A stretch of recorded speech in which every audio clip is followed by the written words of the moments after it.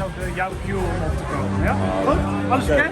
Helemaal goed. Heb je een team bij je? Ik heb een heel leuk team. Mijn vrouw is erbij. Die kijkt mij terug. Wie is je vrouw? Hoi Ernest. Welkom. Hoi. Goed? Kan het mooi aan.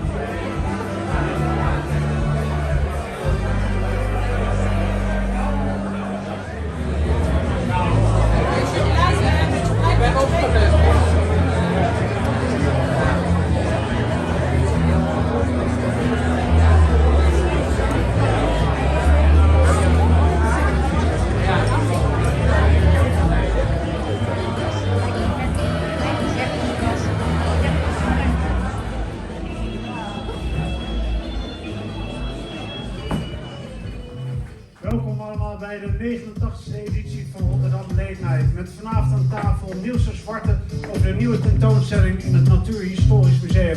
Directeur van de voedselbank Rob Boswinkel schuift aan. Poedel treedt dadelijk op. Femij Huug geeft een mini-college.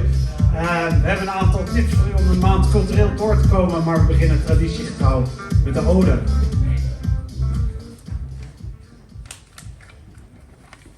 Sloophamer. Het eerste baantje van Wilco den Otter is hulpje bij dorpsbakker Mooijaard in Barendrecht. 14 jaar is hij en gaat met een mand langs de huizen. Hij bezorgt broden, koekjes en gebak. Als iemand niet thuis is, maakt Wilco een schatting van wat de klant nodig heeft en lekker vindt en hangt hij een goed gevulde tas aan de deur. 2 jaar later maakt Wilco de overstap naar banketbakkerij Van der Stelt aan de Groene Hillendijk op Zuid. Hier leert hij alle soorten gebak maken, maar wel op zijn Rotterdams.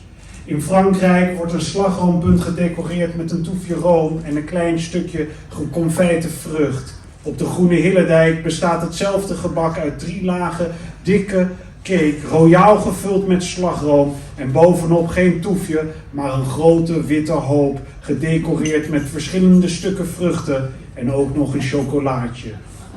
Gebak in de jaren 80 in Rotterdam. Zoveel mogelijk en zo groot mogelijk voor zo weinig mogelijk. Aldus Wilco den Otter. De derde halte in zijn carrière is bakkerij Yildiz in Rotterdam-West. Het is de tijd dat veel Nederlandse bakkers stoppen omdat er geen opvolging is. Maar de klanten willen nog steeds traditioneel gebak. Wilco maakt bij Yildiz moorkoppen, slagroomschnieten en tompoezen die worden geleverd aan de winkels van de bakkerij. Andere Turkse bakkers zien het succes en beginnen ook bij hem te bestellen.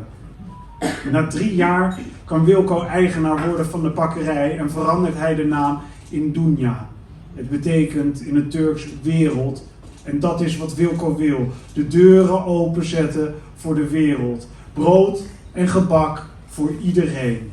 Behalve bananensoezen en slagroomtaarten maakt hij Surinaamse fiadu, Turkse kurabiesi en Marokkaanse broden. Tot de nacht waarin Wilco met een sloophamer zijn vitrines te lijf gaat. Het is geen daad van waanzin, maar een weloverwogen besluit. Nadat hij zijn laatste stokbrood heeft verkocht, bedenkt hij dat het tijd is voor verandering. Eerst haalt Wilco alleen de schappen weg, maar bij het vallen van de nacht staat hij met een grote hamer in zijn handen en slaat hij de vitrine en de toonbank in stukken. Hij gaat de hele nacht door. De banketbakker wil niet meer met supermarkten concurreren die hun assortiment steeds verder uitbreiden. Hij wil zich specialiseren in taarten. In de vroege ochtend schuift Wilco een paar balen met bloem voor de oven om 2 uurtjes op te slapen. Dan ontwaakt hij als taartenbakker. De winkel is nu een atelier waar een grote tafel met krukken omheen staat. Hier vinden de taartgesprekken plaats. Denk aan een hele familie die meekomt om de taart voor een Turkse bruiloft te bespreken. Of aan een koppel dat in het huwelijksbootje stapt en over alles op één lijn dacht te zitten, maar bij het samenstellen van de taart erachter komt dat ze heel verschillende ideeën hebben. De taartenbakker moet dan de gulden middenweg zien te vinden. Er is genoeg keus, vertelt Wilco. In de begintijd van zijn atelier maakt hij veel reizen naar Engeland, het land van de taarten. Hij doet er inspiratie op en komt met talloze ideeën terug. De Nederlandse taart is weinig uitbundig, zegt Wilco. Maar andere culturen houden juist van felle kleuren en bijzondere decoraties. Hij verkoopt niet alleen een taart, maar ook een belevenis. Als de doos open gaat, moet er iets gebeuren. De moeder van het jongetje dat veel lichamelijke problemen heeft, maar eindelijk kan sporten en een gele band heeft gehaald. Haar tranen toen ze de taart in de vorm van een judopak zag. Taarten van 7 verdiepingen, taarten met werkende waterfonteinen, bling-bling taarten, taarten met tiara's, met Lego-stenen, taarten met autobanden, met babybillen. Maar appeltaart maakt Wilco niet. Ik kan wel een heel lekkere bakken, maar daar komen mensen niet voor. Appeltaart biedt geen diepere ervaring, zegt hij stellig. Toch heeft hij enkele jaren terug een stapje terug gedaan. De creaties werden steeds overdadiger. Mensen kwamen met afbeeldingen van Instagram en wilden de taart hebben die Kim Kardashian aansneed. We waren een soort kopieermachine geworden, legt Wilco uit. De lockdown wordt aangegrepen om de creativiteit weer terug in het proces te krijgen. De tafel voor taartgesprekken verdwijnt. Deze keer komt er geen sloophamer aan te pas, maar een webshop die met thema's werkt. Ongeveer 500 voorbeelden waarbij mensen de kleur, de smaken en de grootte van de taart kunnen kiezen, maar ook hoeveel kaarsjes ze willen en welke tekst erop moet. Bij de fototaarten kunnen mensen zelf hun afbeelding uploaden. De jongen die ooit met een broodmand langs de deuren ging, maakt nu samen met zijn team taarten voor elke gelegenheid. Van verjaardag tot rijbewijs, van besnijdenis tot bruiloft, van baby shower tot gender reveal party, waarbij blauwe of roze crispy chocoladeballetjes bij het aansnijden naar buiten rollen. Ook zijn er een paar klanten die ieder jaar vieren dat ze gescheiden zijn. De doos die open gaat, de taart die tevoorschijn komt en die tranen of juist een enorme glimlach veroorzaakt. Geen appeltaart, geen Limburgse fly kan tegen de belevenis van Wilco den Otter op.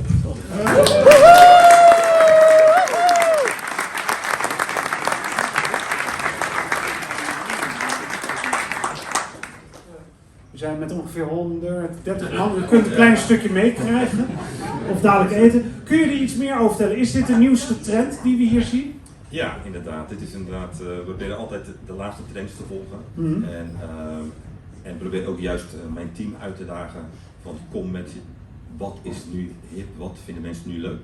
En dat bespreken ze met ons. En dit is het laatste wat we deze week gedaan hebben. Dat komt er nog volgende week in de webshop.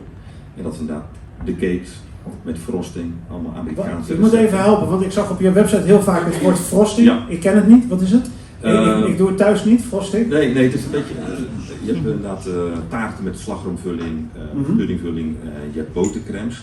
En de frosting is eigenlijk een soort van botercrème, maar de receptuur is net wat anders. Het is een Amerikaanse recept, dus het is ook echt de originele recept en dat heet daar ook frosting.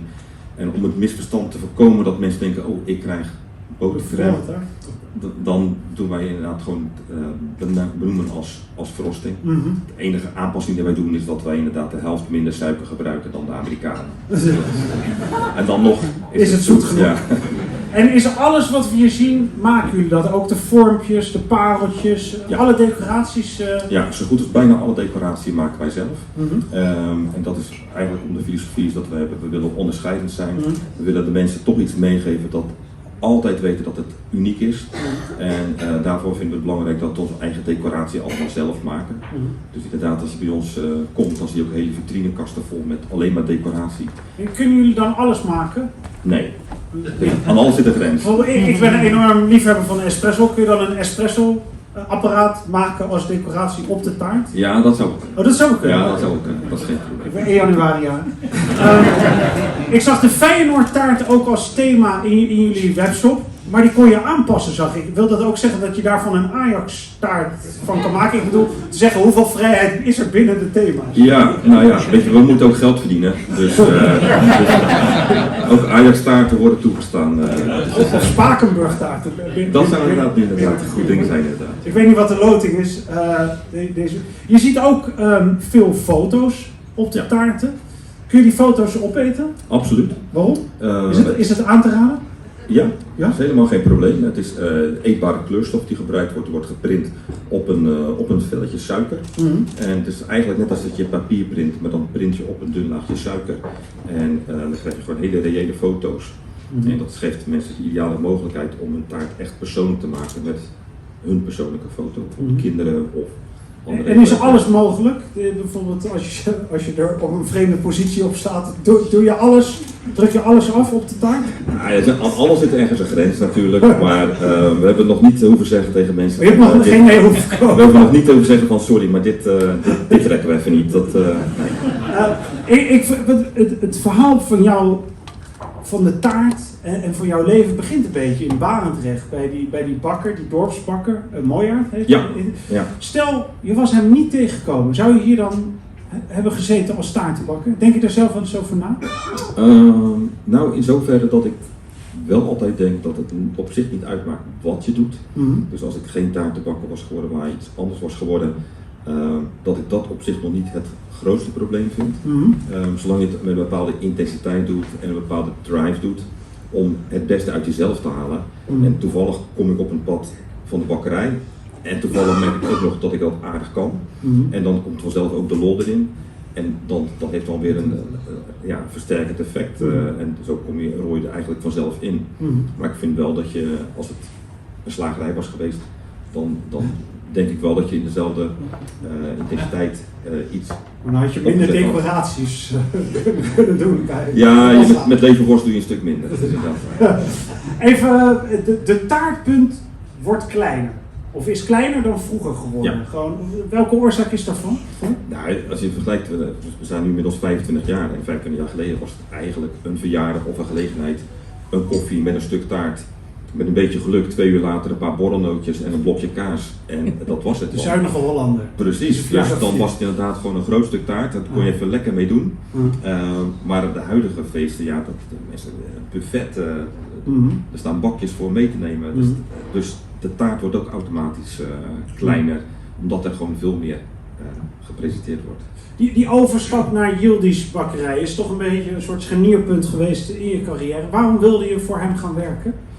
Nou, het was in een periode anders dan nu. Het was niet zo makkelijk om werk te krijgen. En zelf opgegroeid in Barendrecht, gestudeerd in Wageningen. Zag ik eigenlijk de advertenties staan en ik was er nieuwsgierig door. En ik kwam inderdaad in de Middellandstraat uiteindelijk terecht voor een gesprek. En er ging een wereld voor me open. Die hele multiculturele wereld die ontstaan was in de binnenstad van Rotterdam, die was volledig langs me heen gegaan. En ja, ik vond het fantastisch. En toen inderdaad mij gevraagd werd om inderdaad een hele gebaksafdeling op te zetten voor de Turkse bakkerijen. Toen heb ik dat met beide handen aangegrepen. Mis je de taartgesprekken niet soms? Ja, soms wel. Maar ik vind het ook net zo leuk juist om met mijn team gewoon om de tafel te zitten en gekke dingen te gaan bedenken waar we juist weer mensen mee kunnen verrassen. Het verhaal natuurlijk altijd als mensen met eigen voorbeelden komen, is dat het altijd iets is wat al gecreëerd is. En het leukste is juist om dingen te maken die nog niet gecreëerd zijn. En vervolgens mensen dat dan leuk gaan vinden. En heb je dan een vergadering met je team? Want je hebt 6 medewerkers om te kijken wat speelt er nu. Informeel en informeel. Dus dat betekent dat we aan het werk zijn, dan is het natuurlijk heen en weer. De TikTok taart bestaat? Ja, absoluut. Staat op de website ook? Het wordt goed verkocht. Wordt goed verkocht. Ja. Hoe zag de taart van Kim Kardashian er eigenlijk uit? Ja, eigenlijk helemaal niet zo bijzonder. Oké. Alleen, zoals zij zelf ook is. Ja, het is heel normaal.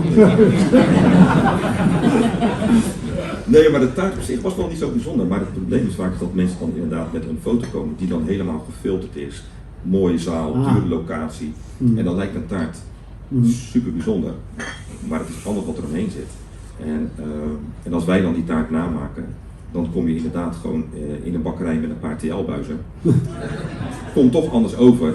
En daar zag je vaak dat het conflict kwam. En dan hebben we gezegd, nou, dat moeten we gewoon niet meer doen. Dit is wat wij maken.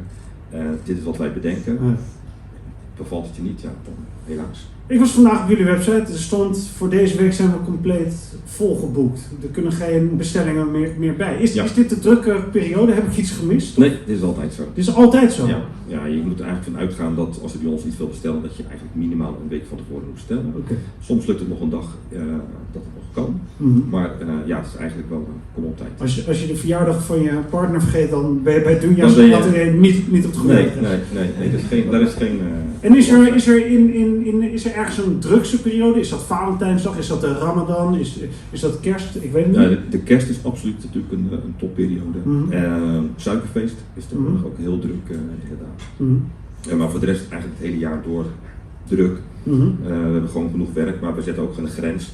We vinden dat iedereen een bepaalde kwaliteit verdient. Die verdient onze aandacht voor elke bestelling. Dus we zijn heel simpel op en dat ga je gewoon zien dat onze tijd vol is.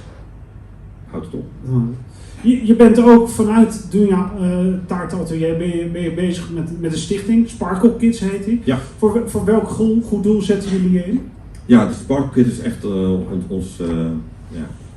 echt ons hart ingelegd hebben.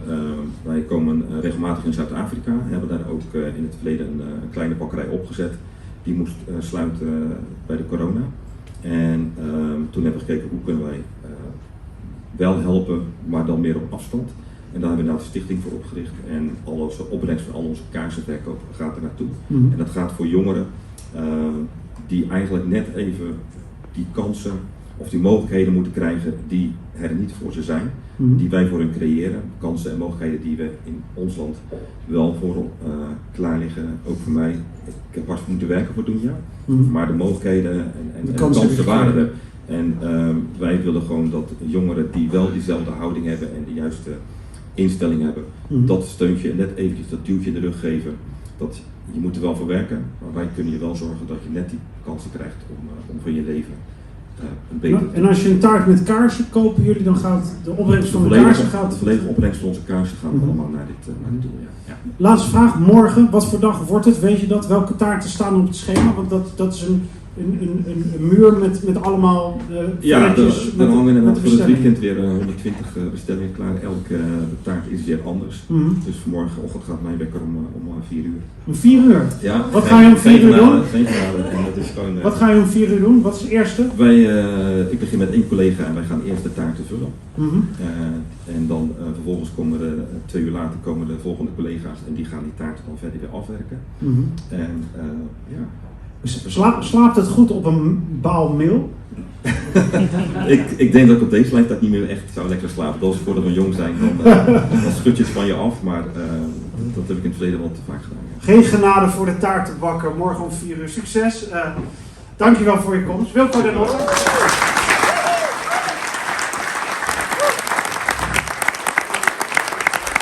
Daar gaan we dadelijk met z'n allen van genieten. We hebben zoals gewoonlijk een aantal tips voor u voor deze maand. Op zaterdag 4 maart vindt het museum